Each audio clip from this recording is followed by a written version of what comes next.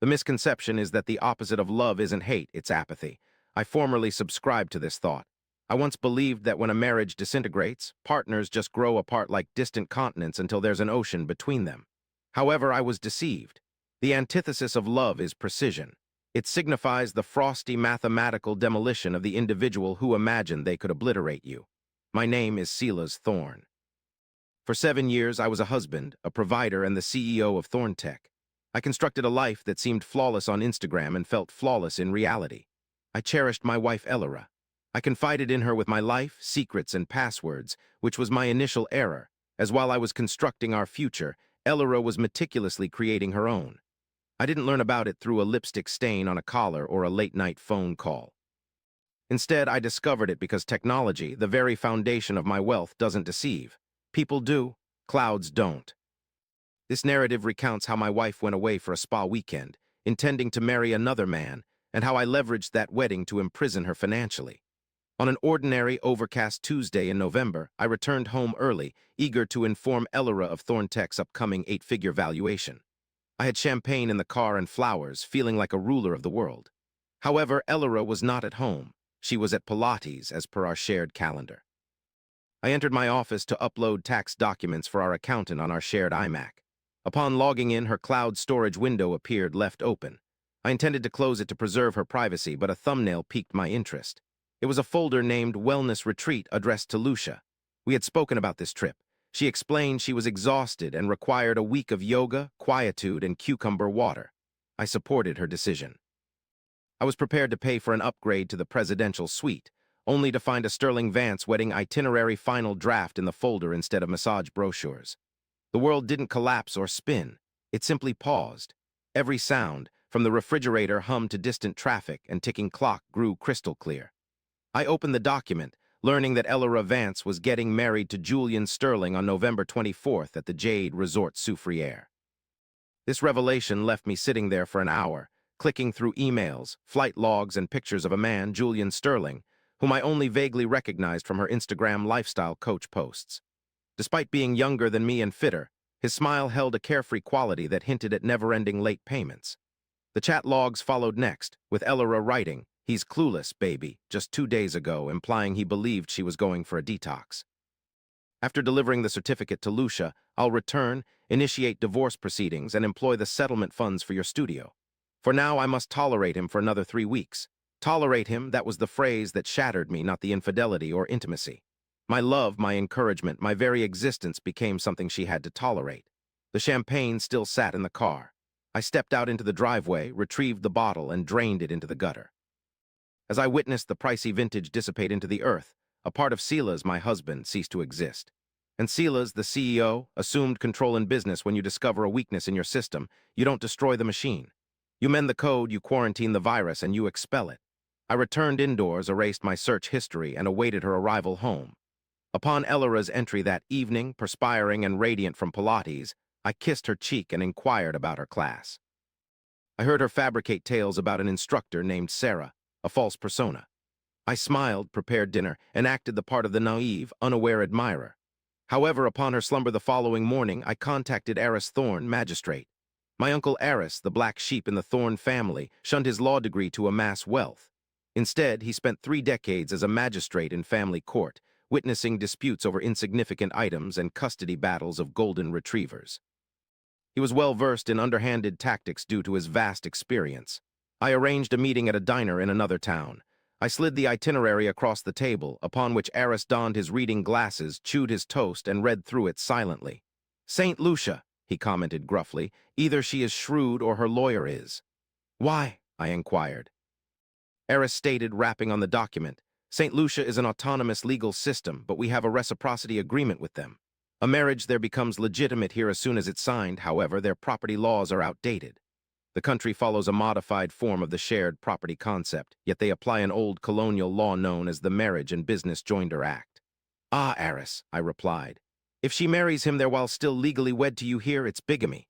That's clear. But bigamy is a complicated criminal charge. You don't want to send her to prison, Silas. What you want is to hurt her financially. She intends to use the settlement to fund Julian's studio." Silas smiled, and it was chilling. "If she marries this man in St. Lucia, she activates the Joinder Act, In that nation, marriage isn't merely a spiritual bond, it's a financial union. If he doesn't sign Form 12B, the groom will be responsible for half of the bride's existing debts automatically. You looked at him, bewildered. Debts? Elara doesn't have any debts. I cover all expenses. Precisely, Aris responded. She has no debts, correct? However, she will still be your wife for another 3 weeks, and you, my dear nephew, are a businessman aiming to enter a risky European market, aren't you? The wheels in your mind began to spin. You intended to fund the expansion yourself using cash reserves. Don't, Aris advised. Take out a large loan instead, a substantial high-interest business bridge loan, and ensure Elara signs as a guarantor, telling her it's just a tax formality or needed to safeguard the spa fund. If she signs that loan and later marries Julian without the waiver, she will transfer half that liability to him. And the company? I asked. If she divorces you, she would still receive half the equity, which is worth $15 million. Aris stated, dipping his toast into his egg. The company's worthless? Sell Thorne, it's your life. He murmured, sell it to the trust. Your brother Elias is in private equity's darker realms. Sell Thorne's majority stake to a shell corporation for $1 due to predicted market instability. Drain the assets, transfer the IP. Ensure that on the day of her divorce hearing, Silas Thorne is not a CEO worth $30 million. Leave him with empty pockets and mountains of debt. I glanced at my uncle. That's extreme. She's planning to remarry using your funds, Silas, Aris said sharply, his eyes steely. She's not merely unfaithful. She's swapping partners while living under your roof. Do you want justice or do you want liberty? I settled the bill. I want freedom. The next 3 weeks were a course in psychological torment. I had to watch Elara pack. I had to see her purchase new swimsuits for her solo trip. Each night found me enduring her monologues on her quest for self-discovery while she secretly messaged Julian right beside me. The impulse to seize the phone and shout was palpable, a fire in my gullet that I suppressed. Instead, I channeled it. My days were spent at the office, tearing down my empire. I met with Elia, orchestrating the sale of Thorne Tech. The transaction was legitimate but ruthless. We blamed volatile market conditions and management reorganization. On paper, I seemed panicked and liquidating. I moved our cash reserves into impenetrable offshore trusts to keep Elara from tracing them with her army of forensic accountants. By the end of 2 weeks, Thorne Tech was hollow. I was now just an employee at the new holding company, receiving a meager salary. My net worth plummeted from $30 million to around $45,000 in my checking account. Then came the debt to a private lender we had worked with before. I asked for a $2.4 million bridge loan with high interest meant for short-term use. It was an unfavorable financial deal. No rational business person would accept it. On a Thursday evening, I took the documents home. Elara was preoccupied, attempting outfits for the resort. Honey, I called. She entered the kitchen wearing a white sundress I recognized as her rehearsal dinner dress. What's up, Silas? I'm trying to pack. I understand. I apologize. The bank is being difficult with our expansion funds. Since we plan on estate planning together next year, they need you to co-sign as a guarantor to keep the interest rate low. It's mostly just a formality. It essentially states that if the business fails, we are responsible. However, it was clear the business wasn't failing. She sighed and rolled her eyes. Without glancing at the figures or terms, she didn't read the document. Instead, she wanted to continue texting Julian. She picked up the pen. Where should I put my signature? I directed, pointing at the designated spot. And your initial there too, she signed Elara Vance. All set, she declared, flinging the pen onto the counter. May I leave now? I agreed, grabbing the document. It seemed weighty in my grasp, denser than $2.4 million to me. Feels like justice. Thanks, dear, this will certainly help us out. Save you, she chuckled.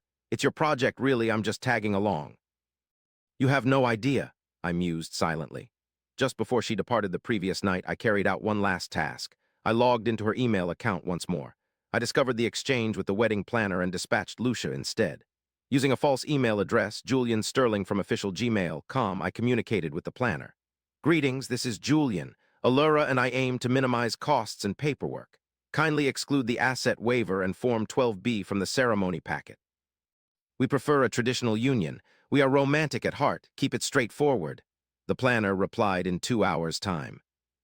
Comprehended, Mr. Sterling. We'll move forward according to the conventional Joinder Act. The trap was prepared, the lure was taken. I drove her to the airport. I'll pretend to miss you, she deceitfully said, moving in for a kiss at the terminal. I turned my head so she kissed my cheek instead. Have a wonderful trip, Elara. Truly immerse yourself. You deserve everything that's coming to you. I know, she replied, flashing a smile that didn't reach her eyes. She walked through security without looking back. The instant she was out of sight, I didn't go home. I went to the country club instead. I played 18 holes of golf on my own. I spent time in the sauna. I had a steak dinner. For the entire week she was gone, I became an unseen presence in my own house. I monitored the wedding from afar. I saw the photos appear on a private Instagram account that I believed she thought I wasn't aware of. I saw her in a white dress. I saw Julian in a linen suit. I saw them cutting the cake. They looked content. They looked triumphant. On the wedding day, they appeared as if they had executed the century's most daring heist.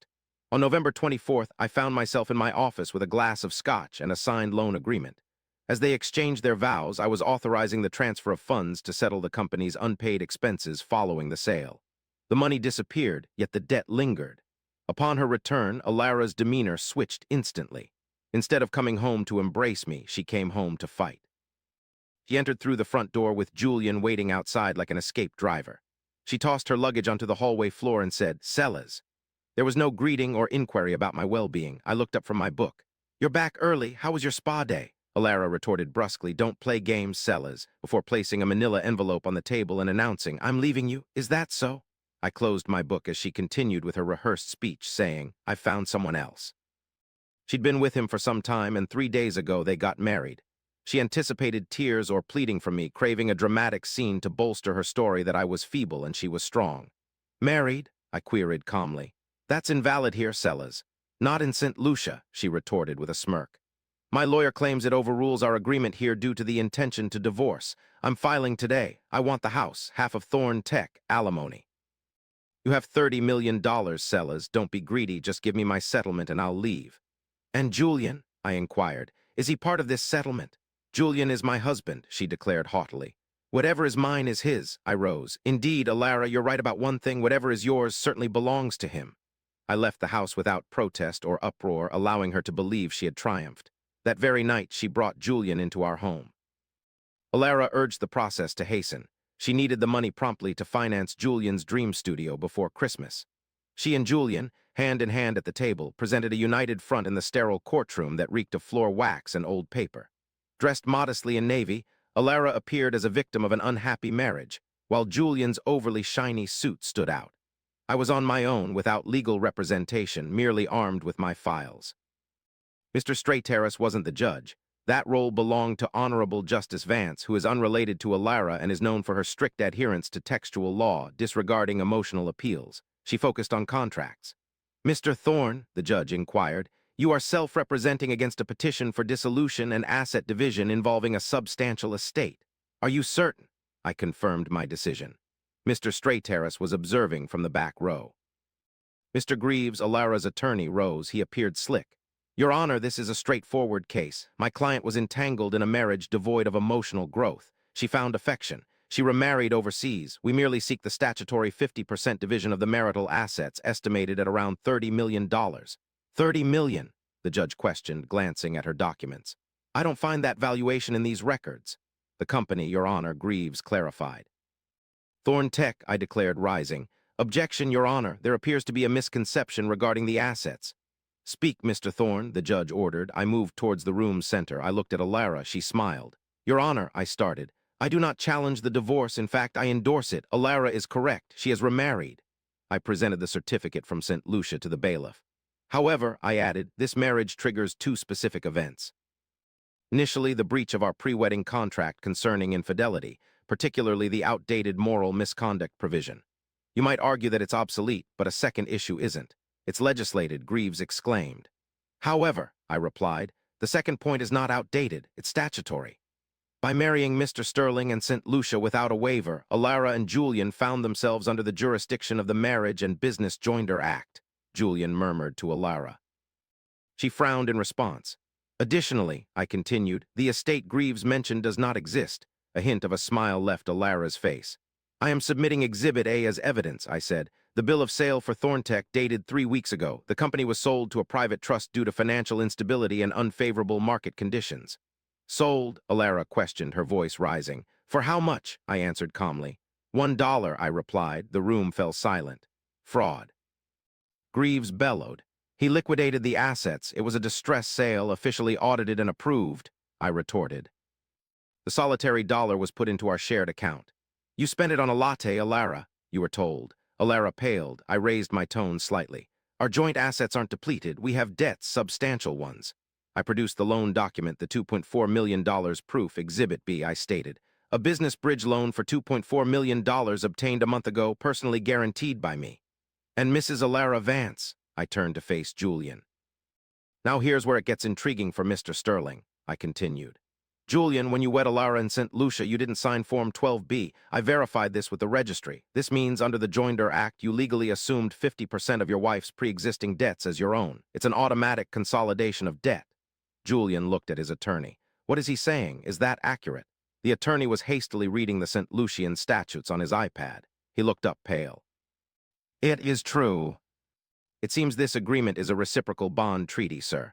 Upon analysis and leaning against the table, I deduced that the worth stands at zero, yet there's a debt of $2.4 million.